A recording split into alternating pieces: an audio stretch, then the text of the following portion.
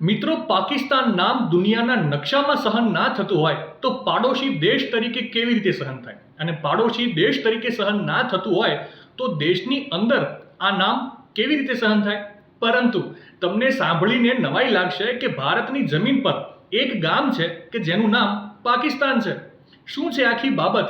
હું તમને ઝડપથી જણાવી દઉં તો બિહારના પૂર્ણિયા જિલ્લામાં એક ગામ આવેલું છે કે જેનું નામ પાકિસ્તાન છે.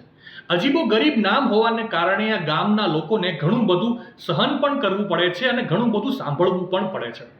રોડ, લાઇટ અને મકાન જેવી મૂળભૂત સુવિધાઓ માટે પણ આ ગામના લોકોને તકલીફ સહન કરવી પડે છે. 1947માં થયેલા વિભાજન બાદ અહીંયા વસતા કેટલાક મુસ્લિમ પરિવારો પાકિસ્તાન ચાલ્યા ગયા હતા અને ત્યારથી લઈને આ ગામને પાકિસ્તાન નામ આપી દેવામાં આવ્યું છે. હવે નવાઈની વાત એ છે કે હવે આ ગામમાં વસતા મોટા ભાગના લોકો હિન્દુ આદિવાસી સમાજના છે. આ ગામમાં લગભગ 250થી વધારે આદિવાસી સમાજના લોકો રહે છે. ગામના લોકોએ ઘણીવાર પ્રયત્ન કર્યા કે ગામનું નામ પાકિસ્તાનથી હટાવીને બિરસા મુંડા કરવામાં આવે, પરંતુ કાર્યવાહી થઈ નહીં અને ગામના લોકોની કમનસીબી એ છે કે સરકારી ચોપડામાં હજી પણ આ ગામનું નામ પાકિસ્તાન જ છે. આ ગામમાં રહેતા આદિવાસી સમાજના લોકો પાસે જે આધાર કાર્ડ અને વોટર આઈડી છે તે તમામમાં ગામનું નામ પાકિસ્તાન જ લખેલું છે. આશા રાખીએ કે ગામના લોકોની અરજી સરકાર સાંભળે અને તેમની વાતને ન્યાય મળે.